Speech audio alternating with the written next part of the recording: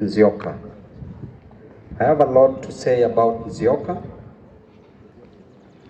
And to Mrs. Nzioka, together with the immediate family and the extended family, may God grant you the strength, courage, and comfort to overcome this untimely demise of your dad, of your husband, of your uncle, of your friend. It is sad, but the Bible comforts us by saying in the book of Genesis 3:19 that unto dust we came, and unto dust we shall return. The question is, how will you return? What legacy will you have left behind? Something tangible, something like what Bwana Nzioka left behind. Bwana Nzioka has left a legacy of engineers in this country, a legacy of teachers, a legacy of doctors, a legacy of leaders. There is a member of parliament called Irene Mayaka. She'll be coming for the burial. She studied here under Bwana Nzioka. He's left a rich legacy that will be celebrated forever. The question is, as you are seated there, what will you be remembered for? And the Bible further comforts us in the book of Philippians 1:21 that for me, that is Apostle Paul was saying that for me to live as for to me to live is to Christ and to die is gain. That if he was living, he lived for Christ, doing Christly things. And even if death came or comes, then he shall still join his Creator. The only difference between Mr. Nzioka and us is that he can never join us again, but we will eventually join him where he has gone to. The family, be strong. I know this is a tempting season, and you will start feeling lonely and so much pain the moment the crowds are gone. But know that there's a reason why the Almighty God allowed what happened to happen. Leave it to Him in prayers. We can only pray for you and wish you well as a family. Mr. Nzioka called me on the 14th day of February to come and launch classrooms here. The same day, I was traveling to Addis Ababa in support of Baba. And we thought that Addis Ababa itakuwa kwa Baba, but tulichengwa. Watu wataki kusema ukweli, but we will come in another time to explain why even Museveni, who was installed as a Luo Council of Elder in Siaya on the 2nd day of January, did not vote for Raila Amolo Odinga. In fact, did not go to Ethiopia. So that should tell you a lot about what happened. We will say it as it is. And to the great people of Embakasi's constituency, you have to know that we are at war. And tukienda vita, if we go to war and kill the elephant, we shall have solved all our problems. But if the elephant kills us, all our problems shall have been solved. So either way, our problems will be solved.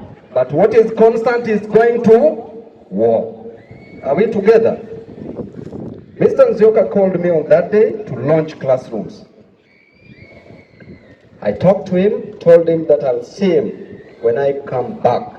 I didn't know that was the last time Mr. Nzioka was bidding me goodbye. Very unfortunate. This is a man that personally, as Babu Owino, I loved him and I still love him from the bottom of my heart, because he did great things in this school, in this nation. Ladies and gentlemen, if you look around this school, you will see that so much development has taken place. Classrooms constructed, new classrooms constructed.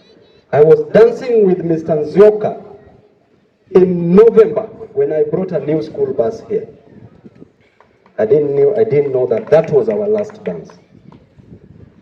But unto dust we came, and unto dust we shall return. If you look at this building, this is a new secondary school called Donholm Secondary School. When I wanted to construct this school, the first person I consulted was Mr. Nzioka. Mr. Nzioka has left us a beautiful secondary school together with the PMC, which was chaired by Mr. Washira. Mr. Nzioka was the secretary overseeing the construction of this school. And at least he's left a legacy. This school shall change the lives of our children for better. And I want to advise the NAT fraternity, the Secretary General, very vibrant person, very intelligent, very strong, that the teachers that you are seeing here, all these teachers are really suffering. These teachers, the money that they are paid is nothing. These teachers are living like birds. These teachers are really suffering. Am I lying? Head teachers, am I lying? Why am I saying so? Most of these teachers are paid salaries that cannot take care of their lives because of poor governance, and poor governance in this nation. These teachers, some are even paid 17,000, right? Yet, you train doctors. You should be paid more than doctors. Yet, you train actuaries and advocates like Dr. Stephen Kalonzo Musyoka together with Excellency Eugene Wamalwa. You should be paid more than any other person in this nation. Parents leave you a great responsibility from 7 a.m. to 5 p.m. You are a parent, you are a teacher. You also have children that are supposed to be taken care of. But you can't even afford school fees for your children. They are struggling. Therefore, the Secretary General that I know, leta maandamano ya walimu mshahara iongezwe. This is a man of means, me I know him. Kesho akipiga firimbi, hata mimi ni mwalimu chini ya maji nitawajoin. So that we can respect our teachers in this country.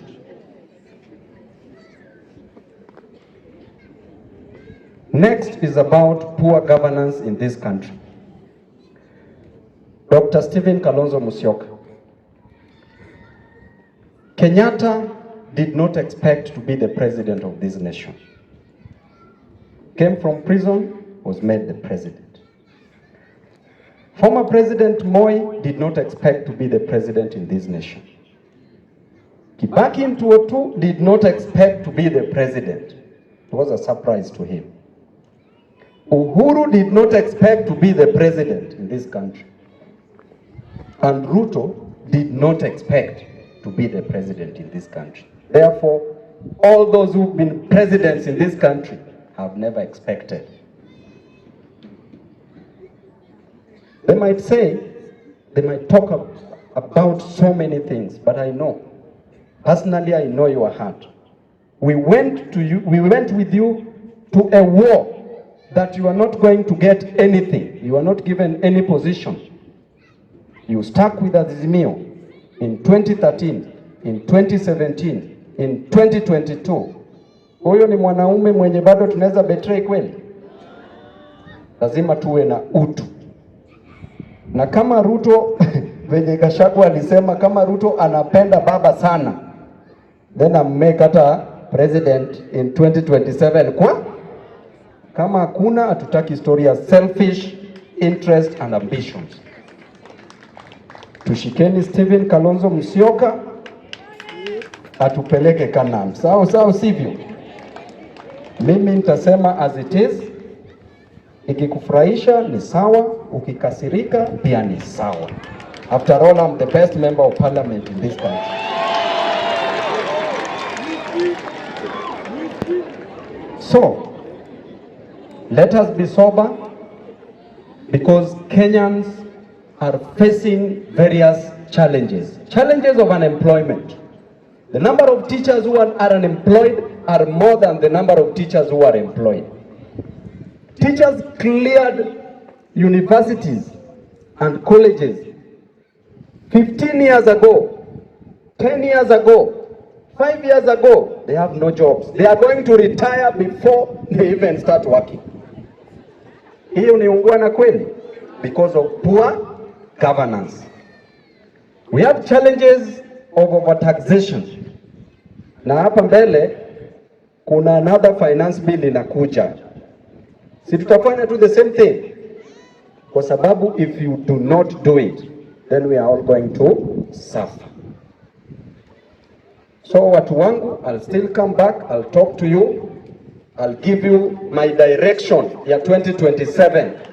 Mimi pia nitakuja na direction yangu kama Babu Owino. Watu watakaa kwa meza, kama hatuwezi kaa kwa hiyo meza itavunjwa. If you can't be on the table, break that. Asante sana. May God bless you. I want to take this opportunity to welcome